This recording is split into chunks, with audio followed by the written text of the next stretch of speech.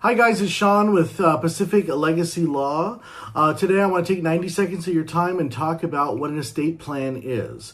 Generally, an estate plan has four major documents. A revocable living trust, which allows you to hold your assets and appoint a trustee to pass them on to your beneficiaries upon your death.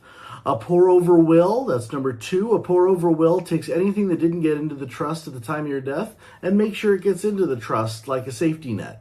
Number three is a financial power of attorney, which allows you to appoint an agent to make financial decisions upon becoming incapacitated. Incapacity can be caused by a debilitating disease like Alzheimer's or Parkinson's or dementia or something like that. And we're appointing an agent to make sure that you can make financial decisions they can make financial decisions when you can't. The final document is called a healthcare directive. And this document performs just like the financial power of attorney for medical decisions. We appoint an agent to make medical decisions on your behalf, what doctor you see, what procedures you get, so on and so forth.